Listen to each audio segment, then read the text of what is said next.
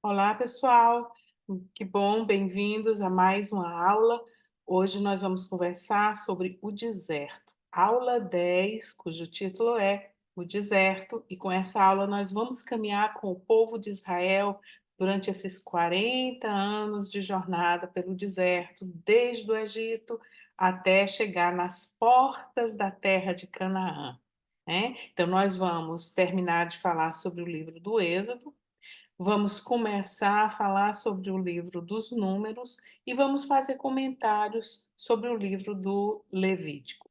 Essa aula deverá ser gravada em duas partes, para que ela não fique muito longa, porque tem muito material aí pela frente, tá bom? Vamos começar fazendo as jaculatórias da coroa de Nossa Senhora das Lágrimas. Em nome do Pai, do Filho, do Espírito Santo. Amém.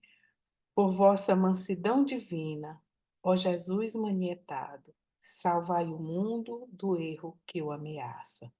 Ó Virgem dolorosíssima, vossas lágrimas derrubaram o império infernal. Em nome do Pai, do Filho e do Espírito Santo. Amém. Então vamos começar conversando hoje sobre como Deus cuida do seu povo. Nesses 40 anos de deserto, esse povo não ficou sozinho, largado assim, a ermo e sem saber para onde ir, não.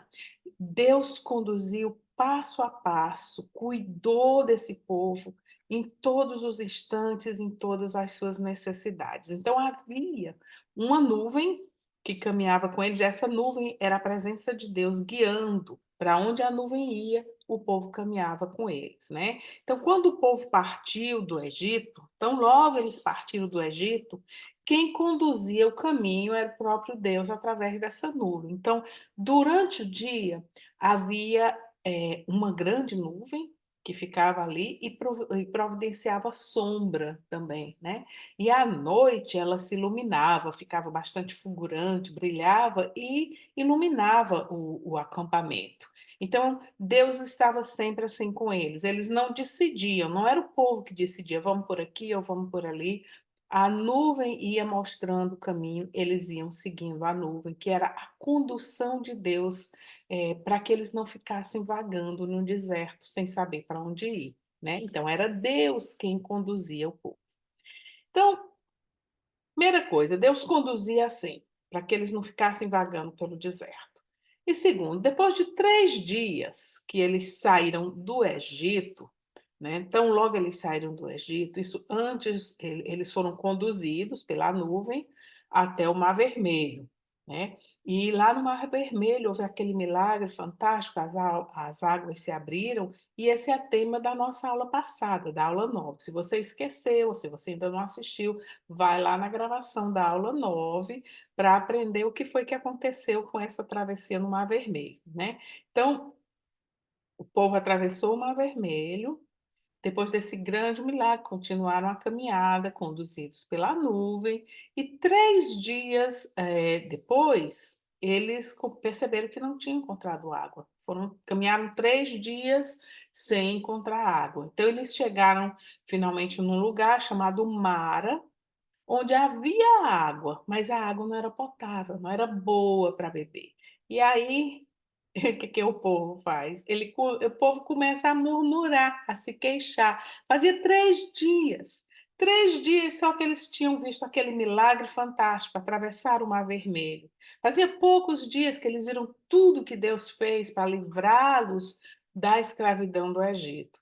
E eles agora, poucos dias depois de caminhada no deserto, já estavam se queixando, murmurando, se lamentando. Mas aí Deus não quis deixar seu povo morrer de sede, e aí ele mostrou a Moisés uma vara, um galho, né, o galho de uma árvore que Moisés jogou nessa água, e aí milagrosamente essa água se tornou potável, boa para beber. O povo então saciou sua sede. Tudo que Deus queria era que o povo confiasse nele, né? É que o povo acreditasse que Deus cuidava deles. Aquela murmuração, vamos dizer assim, era legítima, porque eles estavam com sede. Caminharam 3 dias sem encontrar água, a água que encontraram não era potável, não servia para beber, né? Então, De fato, aquela murmuração, vamos dizer assim, era legítima, mas vamos lá, era preciso aprender já, começar a aprender a confiar em Deus, mas o povo não aprendeu, né. A gente vai ver que essas são as primeiras murmurações e durante 40 anos eles vão continuar murmurando, e Deus cuidando e eles murmurando. Mas bom, aí Deus então, teve pena do povo, levou o povo para um oásis onde haviam fontes de água, palmeiras, e ali eles ficaram vários dias descansando e se recuperando. E mais ou menos um mês depois que eles saíram do Egito, eles então foram em direção ao Monte Horebe, indo em direção ao Monte Sinai, onde a gente sabe que foi selada a aliança. Mais uma vez, tema da aula passada, né, que nós falamos na aula passada especificamente sobre, a travessia do Mar Vermelho e a aliança, e hoje nós estamos cobrindo os detalhes de toda a jornada, né. Então, no caminho, eles sentiram fome, né, então, mais murmurações e aí a gente vê a fragilidade, nossa fragilidade humana. A gente critica eles, mas será que nós, assim, se um dia nós formos, assim, um flagelo, né, nós fomos abatidos por um flagelo, como é que será que nós vamos nos comportar? Será que nós vamos ter essa graça de confiar, né, que nós fomos abraçar essa fé de confiar, de ter certeza que Deus cuida de nós, ter certeza que ele sabe que os nossos cabelos são contados, que não cai um fio de cabelo da nossa cabeça sem que Ele saiba e que Ele cuida de nós em todas as circunstâncias.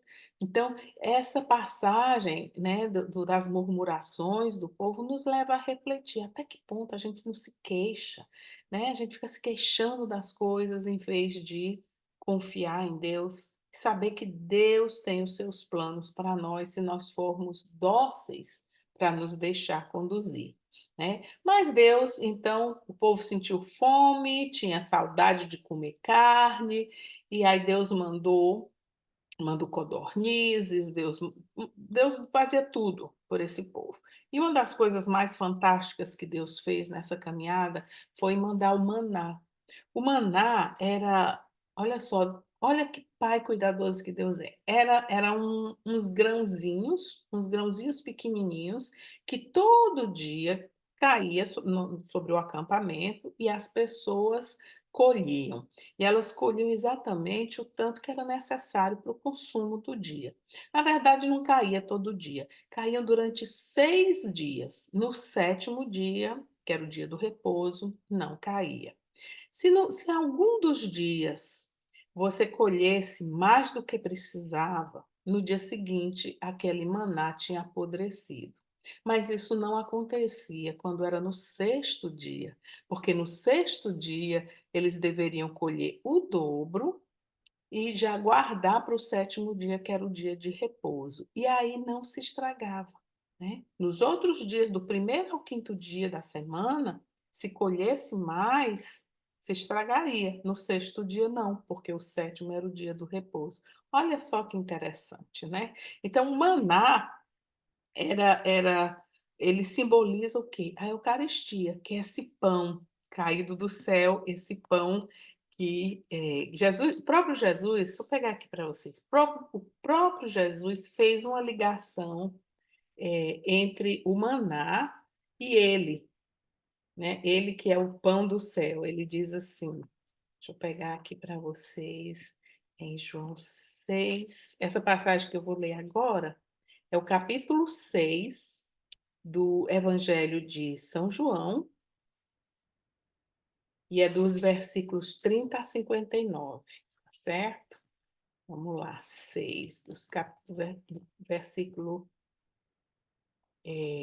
30, está aqui. Então, perguntaram eles: "Que milagre fazes tu para que o vejamos e creiamos em ti? Qual é a tua obra?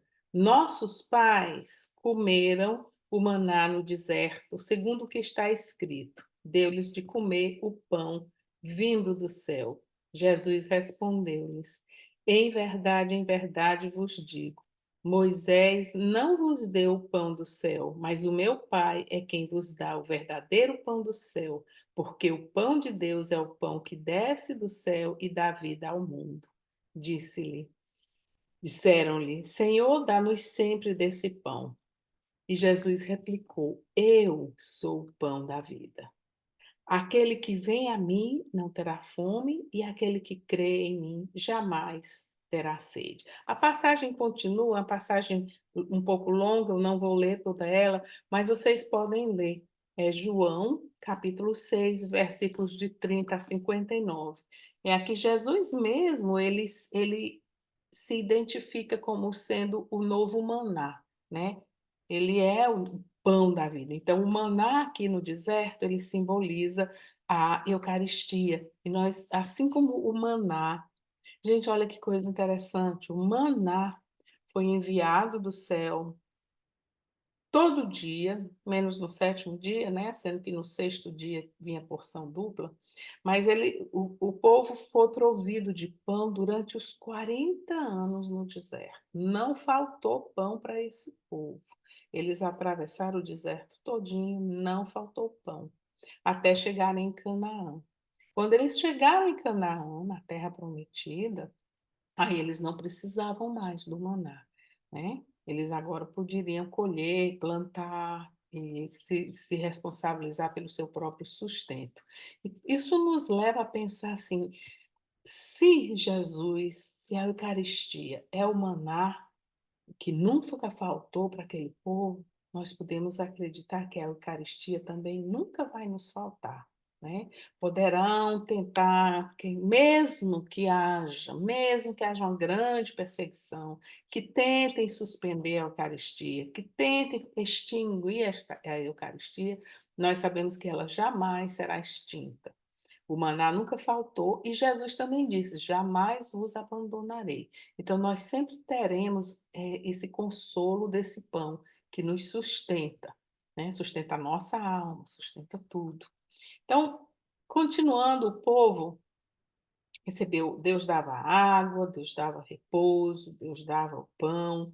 E aí, mais adiante, o povo, eles beberam água lá em Mara, ficaram uns dias no oásis, aí continua a caminhada, já estão novamente com sede, murmuram novamente, e aí Moisés, então, com sua vara, Deus ordena, e Moisés, com sua vara, toca numa rocha, que é um rochedo no Horebe, e daquele rochedo brota uma fonte. E essa fonte, então, traz água para o povo.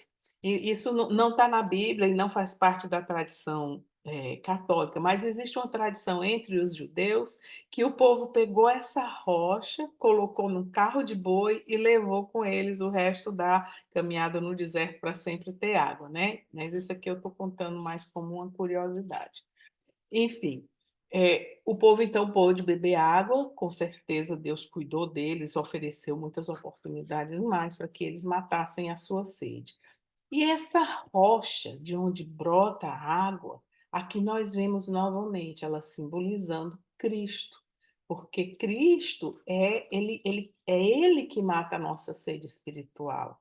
Ele mata a nossa sede espiritual pela Eucaristia e ele também nos lava com as águas do batismo, né? E essa água, esse rochedo que brotou dessa rocha, essa água que brotou da rocha, também nos faz lembrar do lado de Cristo, lacerado pela lança do soldado na cruz, de onde brotou água, e essa água que representa o Espírito Santo, né, que é uma fonte viva, jorrando para a vida eterna, assim como essa rocha, de onde brotou uma fonte jorrando água sem parar, né?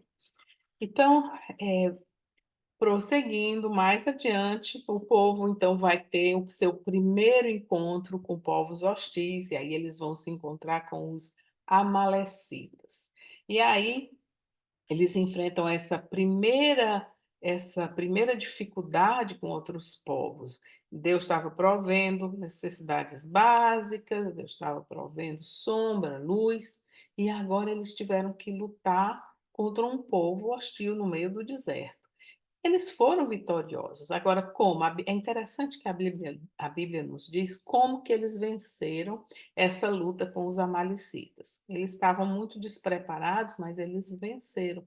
Como? Pelo poder da oração, né. Moisés ficou de braços erguidos, era assim que o povo na época orava, era o gesto, vamos dizer assim, de oração, né. Hoje em dia a gente tem vários gestos de oração, tem várias maneiras de expressar nossa oração, naquela época era assim, com os braços estendidos.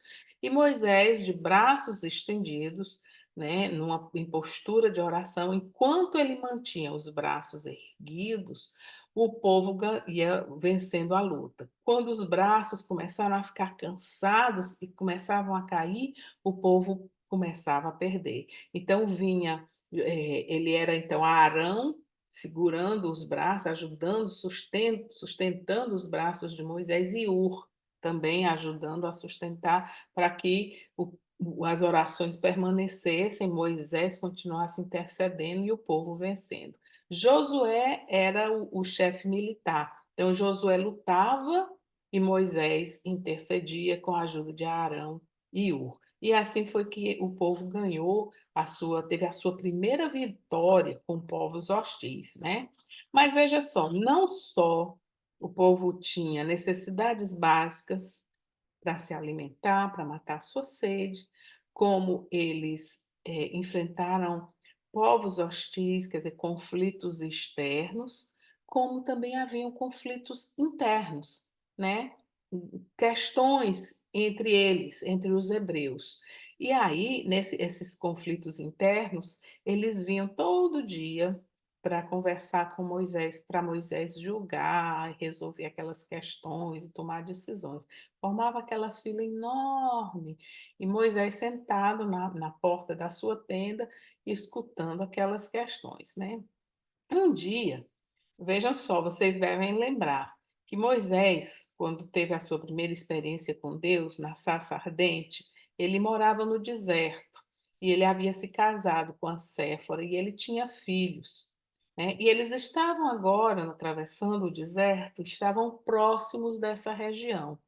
Quando Deus mandou Moisés voltar para o Egito, ele, para libertar o povo da escravidão, ele deixou a sua esposa e seus filhos com o seu sogro, Jetro, né? E ele foi, libertou o povo, e ele agora estava caminhando, né, liderando o povo no deserto, e estava nessa região, próximo à região onde morava seu sogro.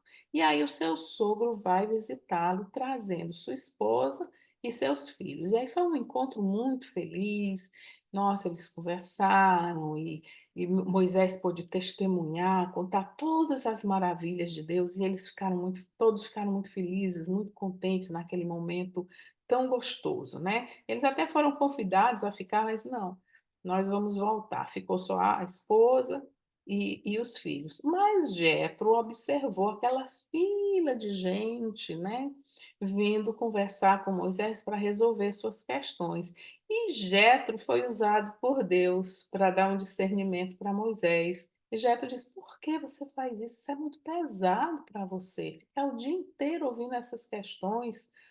Por que você não escolhe pessoas para terem juízes, né? Uns a cada 100, cada 50, a cada 10. Então, aqueles de questões inferiores, né? A cada 10 pessoas, resolve essas questões inferiores no sentido de questões mais simples, né? De menos importância.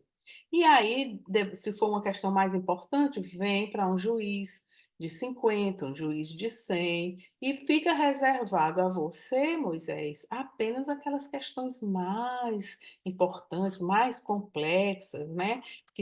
Assim, de mais gravidade. E aí, com isso, com esse discernimento de Jetro, nasceu o sistema jurídico dessa nação que estava sendo criada, né? Então, foi o sistema esse sistema judiciário com esses juízes foi uma coisa realmente muito importante que aconteceu. A nação está se formando de uma maneira fantástica, né? Então, Deus ia cuidando do povo. ia cuidando de como resolver seus problemas internos, assim, através do sistema judiciário, como resolver seus problemas externos, preparando o povo para a batalha, e também suas necessidades básicas, né. Então, é uma ideia geral para a gente ver, assim, que Deus não deixou seu povo, não deixou. Mas aí nós sabemos que depois de 3 meses, mais ou menos, que eles saíram do Egito, que foram em direção ao Monte Sinai, é lá que eles vão fazer aliança e vão selar a aliança com Deus.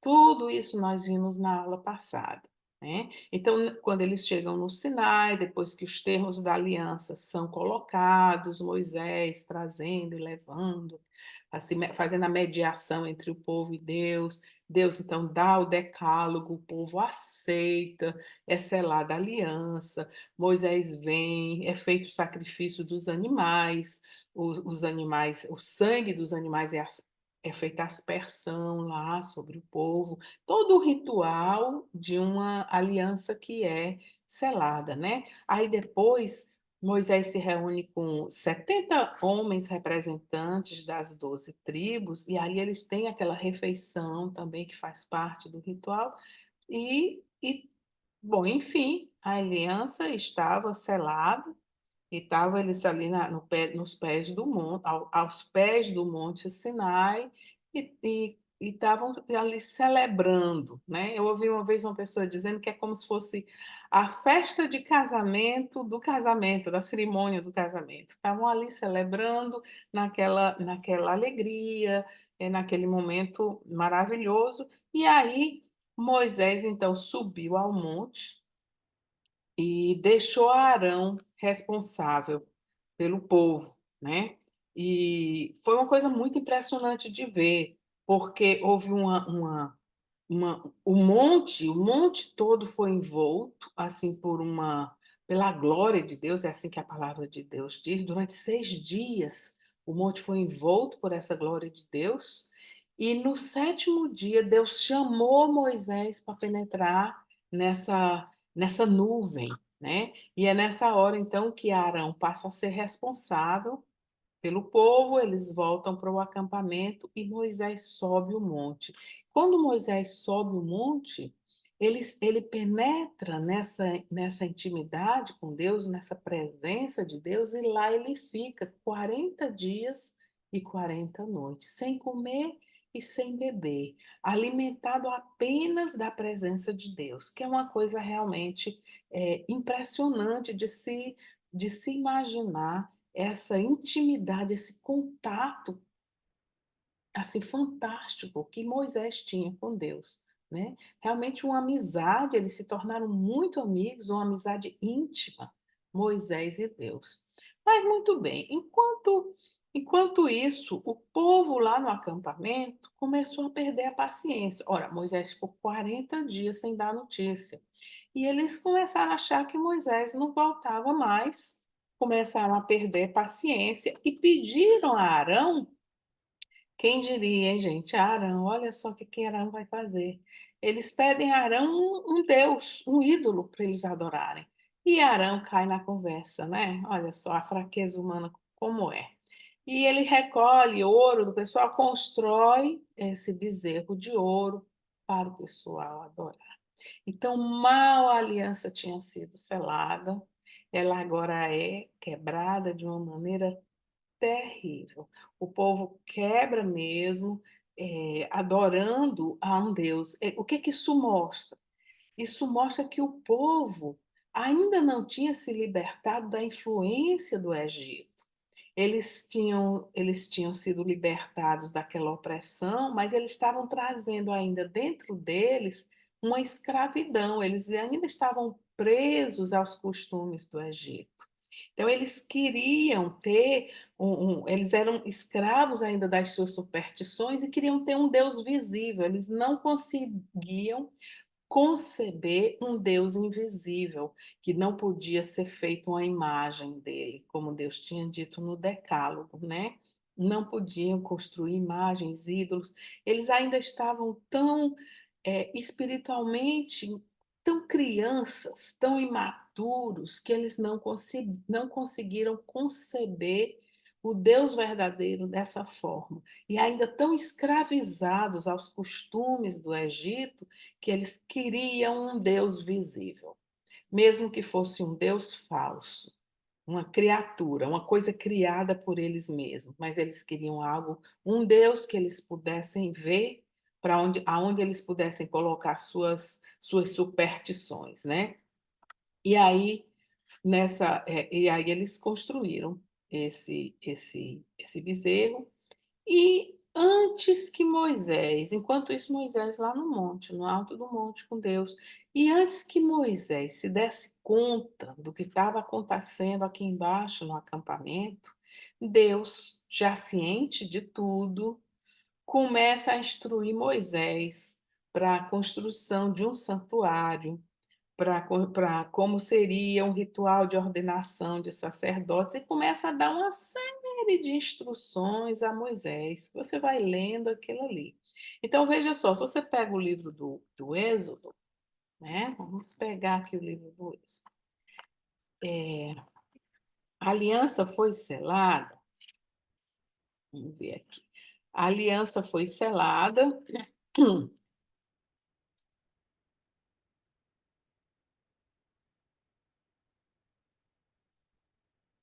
Aqui ela é concluída no capítulo 24. Capítulo 24 de Êxodo é selada a aliança, tá certo?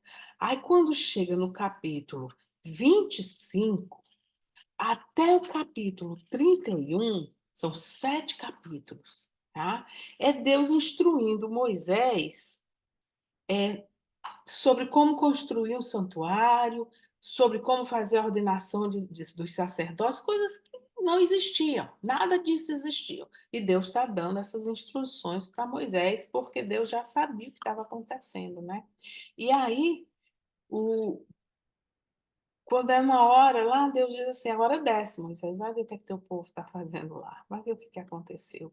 O capítulo 32, então, vai nos contar sobre o bezerro de ouro, vai nos contar sobre essa apostasia, essa idolatria, de como Arão cedeu aos pedidos do povo, construiu esse ídolo para o povo adorar.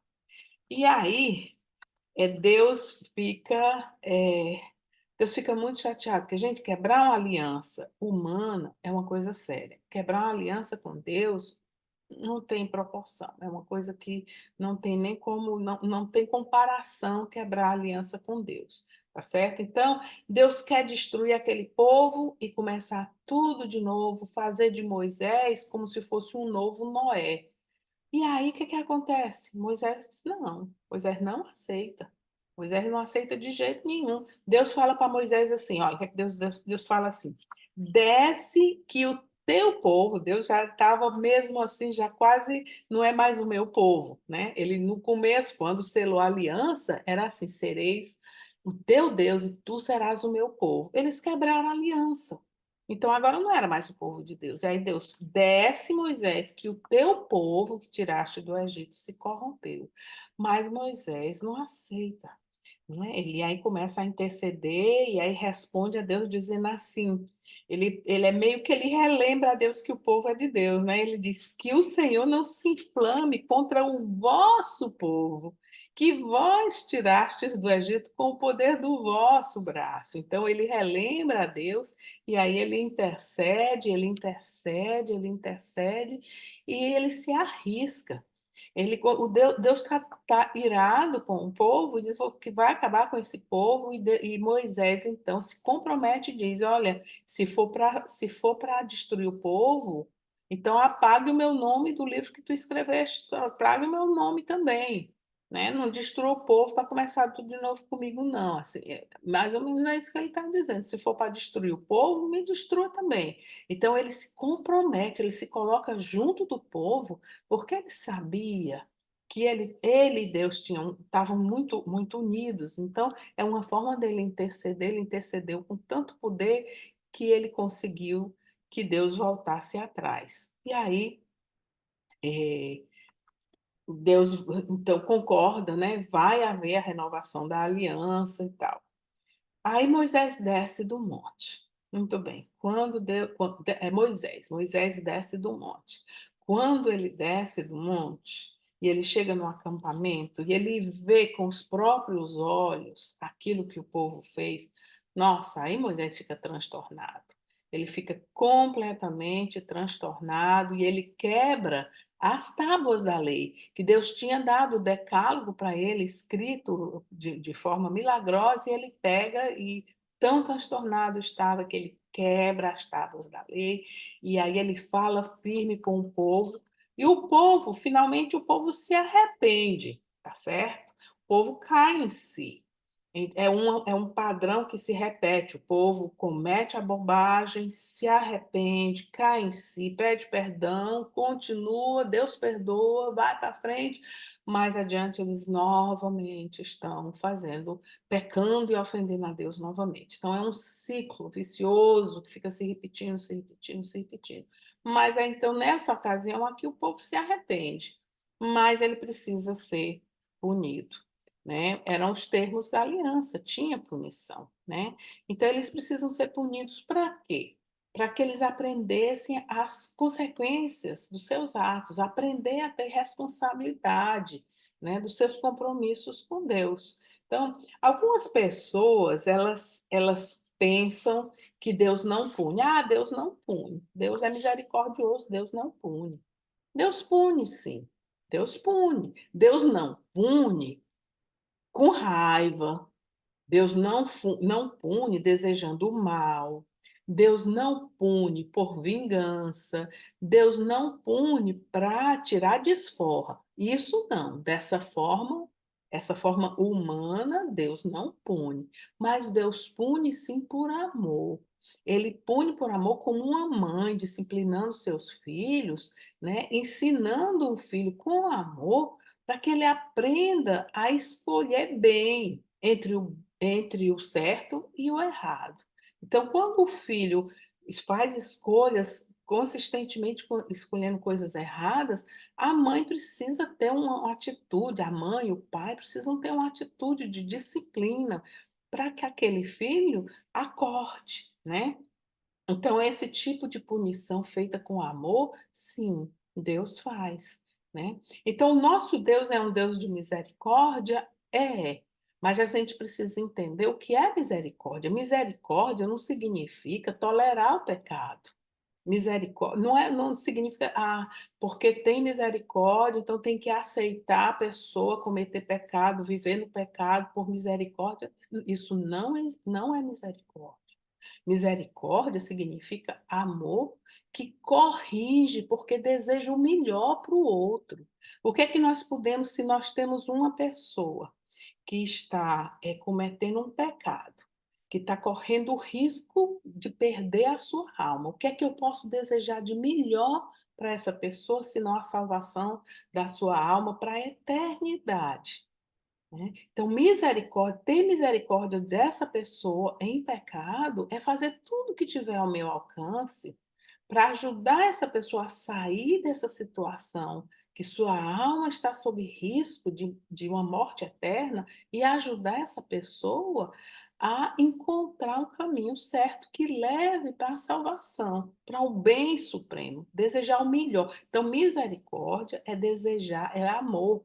Amor que deseja o melhor para o outro, que corrige, né, que mostra, que faz tudo o que for possível para que a pessoa acorde e retome um caminho em direção ao bem supremo, que é Deus, que é a eternidade, é a glória de Deus. Isso é misericórdia.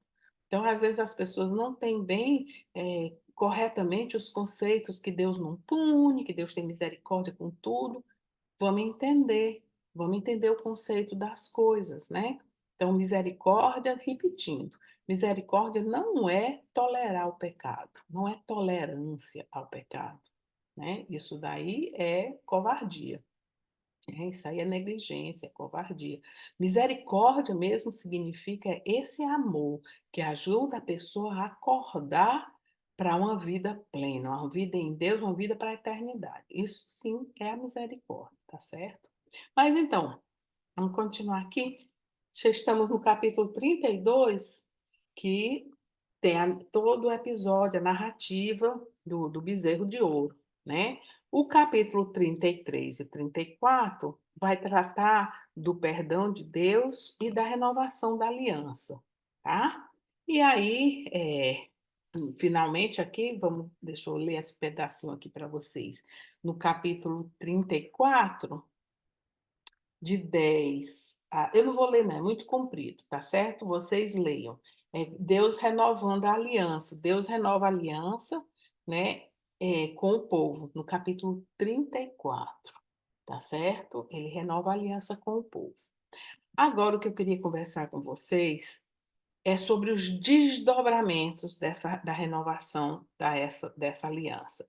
Não foi assim, pecaram, cometeram esse pecado gravíssimo, né, de mal foi selada a aliança, já estavam pouco tempo, poucos dias depois, apostasia, idolatria, pecado gravíssimo, que era tudo que eles não poderiam fazer. Eles já estavam ali, e aí Deus vem e renova e pronto, e fica por isso? Não. Teve desdobramentos, né? Vários desdobramentos. O primeiro deles foi a escolha dos levitas.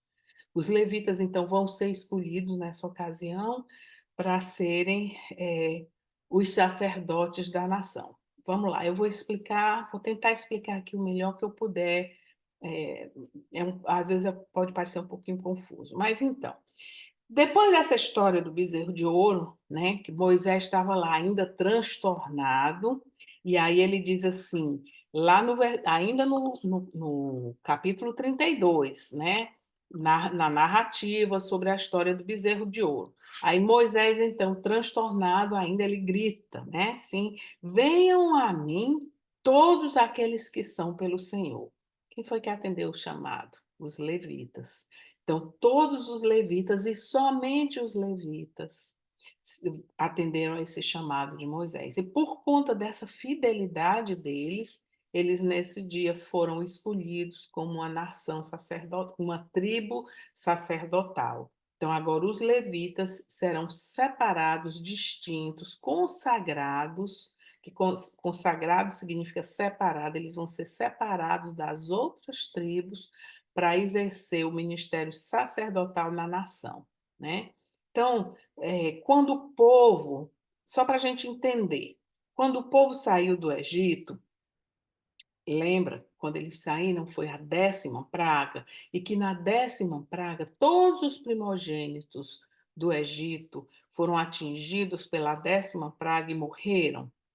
Então, nesse dia, os primogênitos de Israel foram poupados. E aí, por conta disso, todos os primogênitos de Israel deveriam ser consagrados a Deus, tá certo? Porque eles foram poupados dessa praga. Então, eles eram consagrados a Deus para exercer o sacerdócio, né? Como? Então, antigamente, na época dos patriarcas, antes da saída do Egito, não existia o sacerdote. O sacerdócio era exercido pelo chefe da família, né? Não, as coisas não eram bem regulamentadas como passaram a ser agora. Era o chefe da família que fazia. Depois do bezerro de ouro, então, não é mais o primogênito que vai exercer esse serviço sacerdotal. Agora vai ser a tribo dos levitas, né? E a partir de agora, todos os primogênitos deverão ser apresentados a Deus e resgatados. Tem até um dos mistérios do terço que a gente reza, né? É a apresentação de Jesus no templo. Porque ele, como primogênito, ele como sendo o primeiro filho, não importa se teve segundo, terceiro, mas ele foi o que rompeu, né? É o primeiro filho de Maria e de José. Ele, então, é apresentado no templo como filho primogênito e ele é resgatado com uma pequena oferta, né? E aí, isso significa que Isso que nós vemos acontecendo no evangelho, né, tem a ver com o que estava acontecendo aqui nessa época, quando os primogênitos, então agora vão ser apresentados a Deus e resgatados. E a função sacerdotal agora vai ser dos levitas. Então, Arão, que era levita, Moisés era levita, né?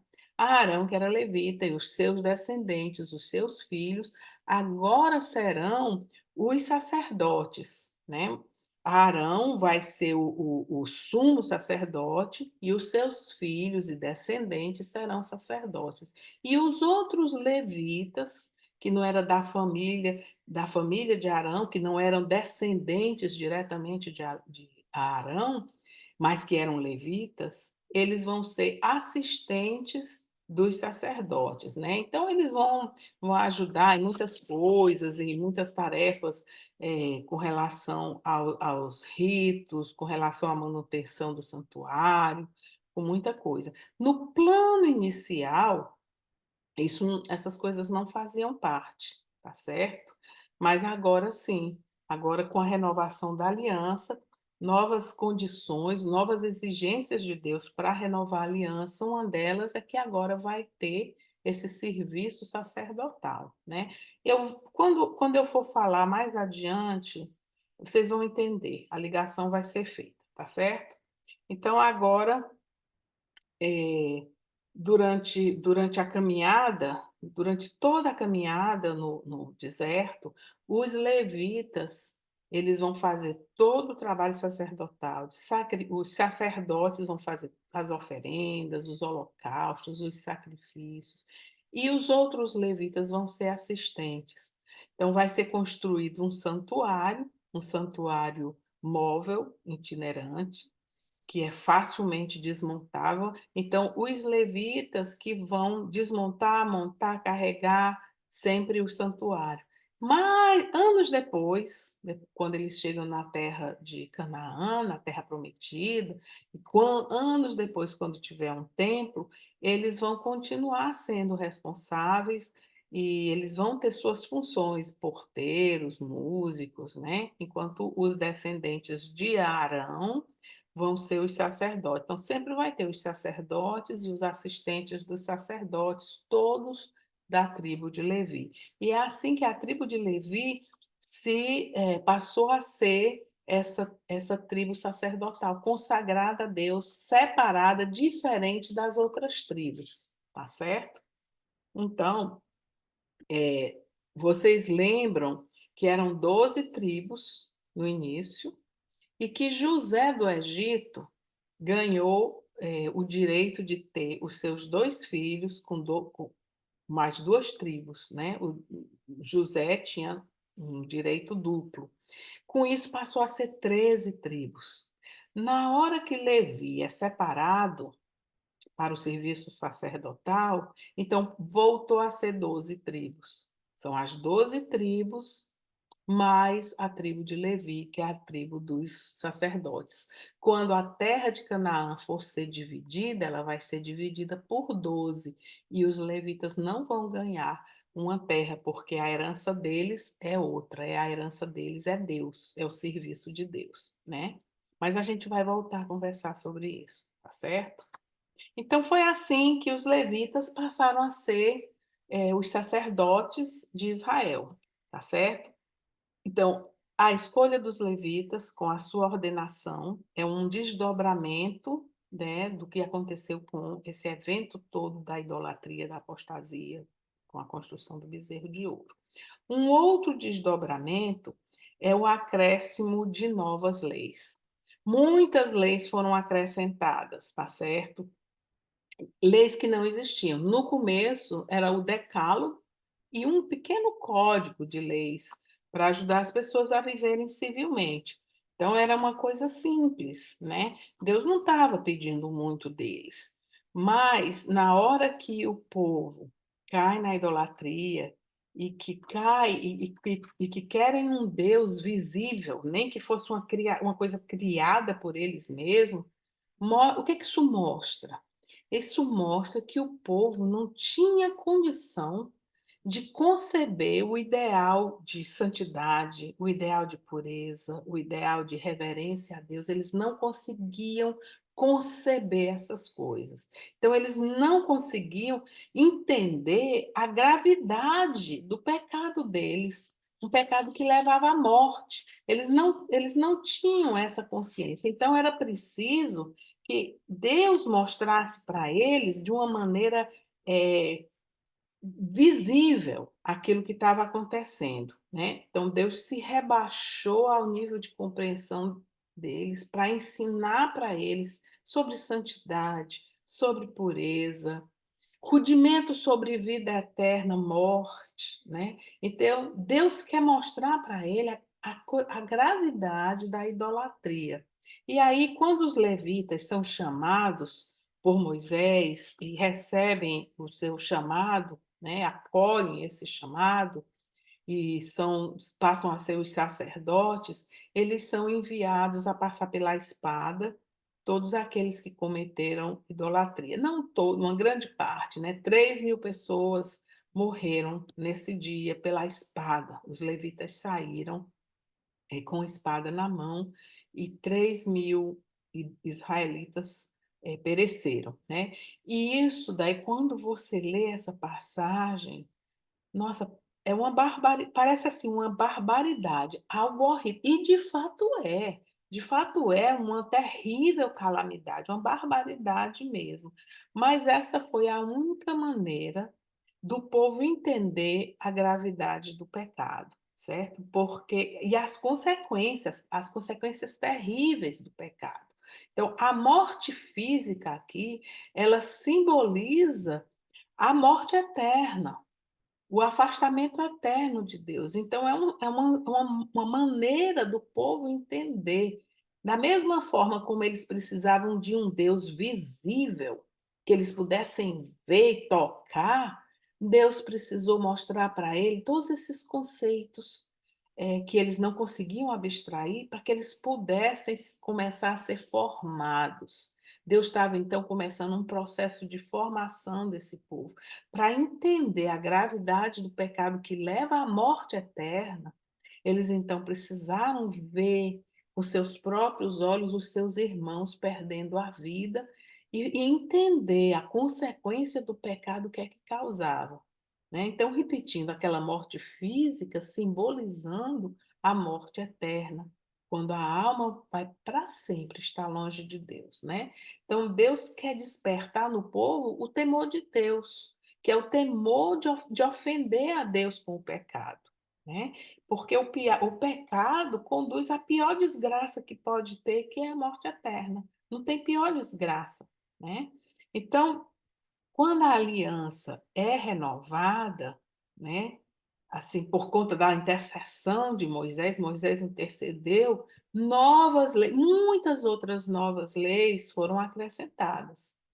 E essas novas leis, elas têm um duplo propósito, tá certo? O primeiro propósito, elas têm um caráter punitivo, tá certo? De acordo com os termos da aliança, a aliança foi quebrada, existe uma punição. Então, a quebra da aliança implica em punição. A mesma forma, quando hoje em dia uma pessoa se afasta de Deus e vive completamente fora dos mandamentos de Deus, completamente fora da lei natural que a sua consciência lhe mostra, essa pessoa, meu Deus, corre um risco muito grande de ser punido eternamente, né? Então, isso é verdade, isso existe. E aí Deus está querendo ensinar o povo. Essas novas leis, elas têm primeiro um caráter punitivo, porque a misericórdia de Deus perdoou o pecado e renovou a aliança, mas Deus também é justo. Então, pela justiça, Deus, então, como condição de renovação da aliança, ele acrescentou todas essas leis. Então, punição aqui, a melhor maneira da gente entender a palavra punição seria penitência. Eles agora vão ter que pagar essa penitência pelo pecado que cometeram, embora os pecados tenham sido perdoados, eles se arrependeram, Deus perdoou, mas eles agora vão cumprir a penitência, né, por esses pecados que eles cometeram, tá certo? E foi esse pecado da idolatria. Hoje em dia, quando a gente se confessa, a mesma coisa. Nós vamos no padre, nós nos confessamos, nós nos arrependemos, nós recebemos o perdão e o padre, né, passa uma penitência. Rezar um Pai Nosso, 10 Ave Marias, alguma coisa, ir para uma missa, alguma coisa, né? Que é a penitência, ela simboliza a penitência, tá certo? Que nós precisamos fazer.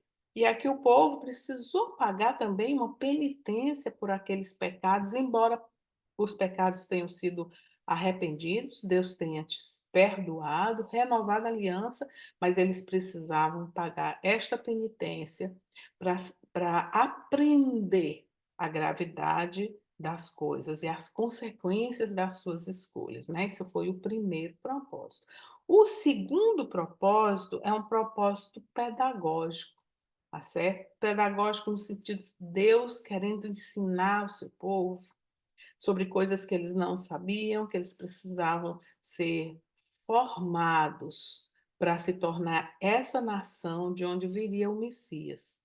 Então, no processo de formação desse povo, Deus que precisava ensinar a ele muitas coisas, né? Então, como um pai, Deus vai ensinar, querer ensinar para o povo conceitos como santidade, como pureza, conceitos que o povo não tinha capacidade de abstrair.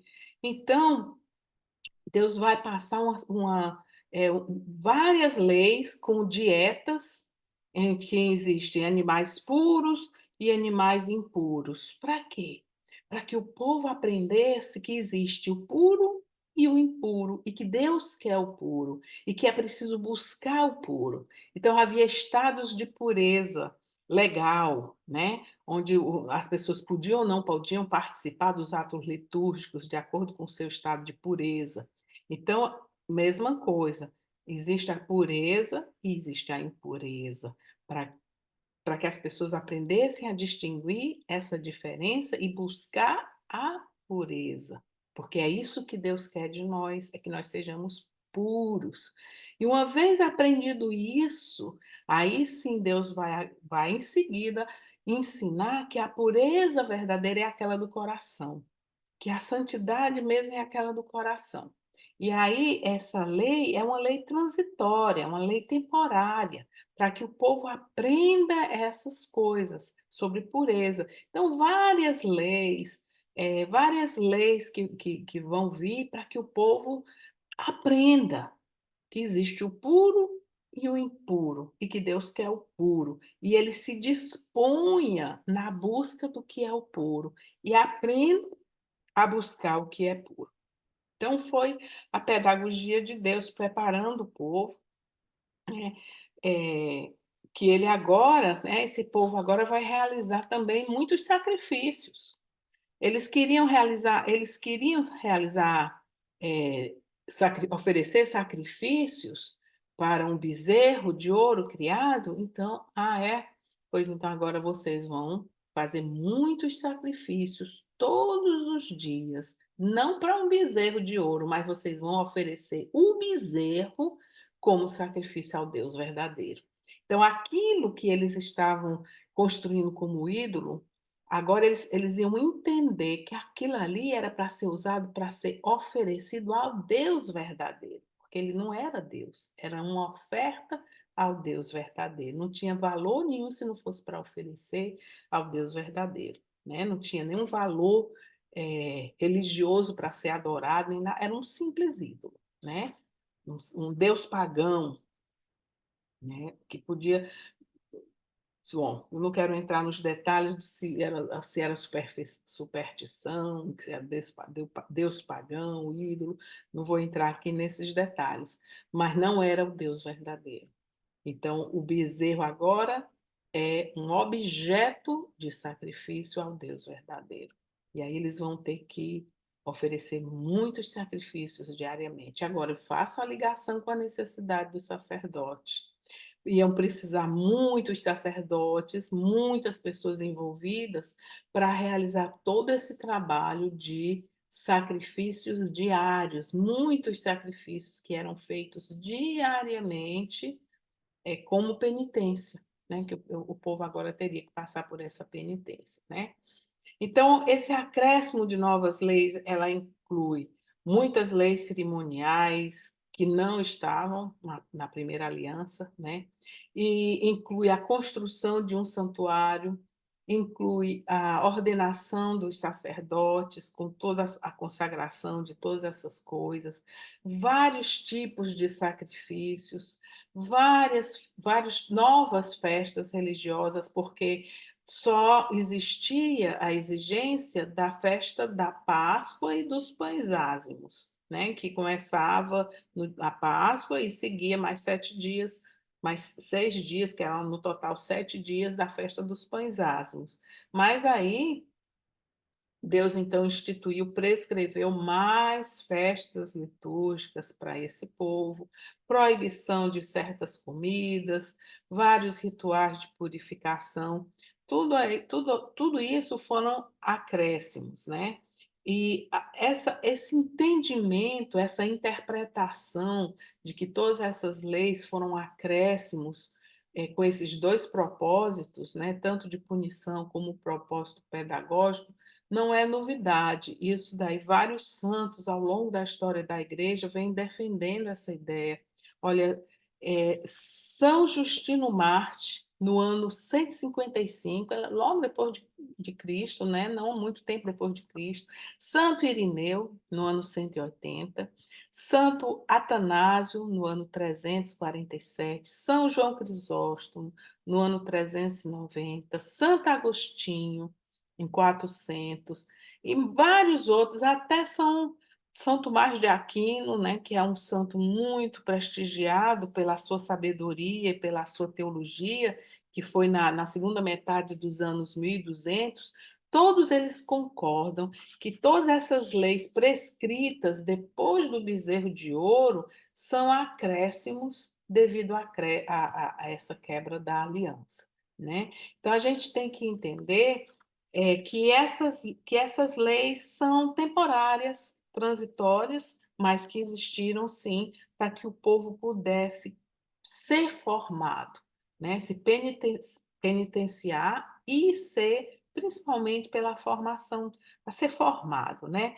E essa quebra da aliança, com essa renovação anualmente, a aliança agora ia ter que ser renovada. Foi prescrito, né? Anualmente a aliança ia ser renovada, porque ela ia ser quebrada, e ela vai ser quebrada. Nós vamos ver no resto da história, né? No continuar da história, quantas vezes essa aliança ainda vai ser quebrada.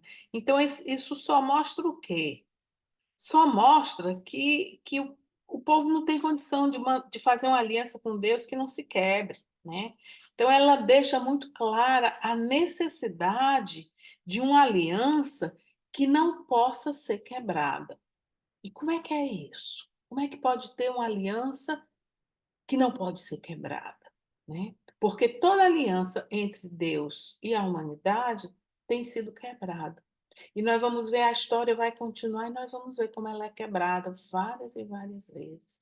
Então, isso tudo é evidência da necessidade de uma aliança que não possa ser quebrada. E somente uma aliança entre o Pai e o Filho, entre a primeira e a segunda pessoa da Trindade, seria uma aliança que não se quebra, né? E sendo o Filho feito homem, ocupando o lugar da humanidade. Então, essa aliança é entre Deus e a humanidade, mas quem está representando a humanidade é o próprio Filho, a segunda pessoa da Trindade. Então, na verdade, essa aliança é uma aliança entre o Pai e o Filho, que é selada com sangue divino. Então, ela jamais poderá ser quebrada, né? Então, todas essas alianças do Antigo Testamento, elas são quebradas e renovadas, quebradas e renovadas.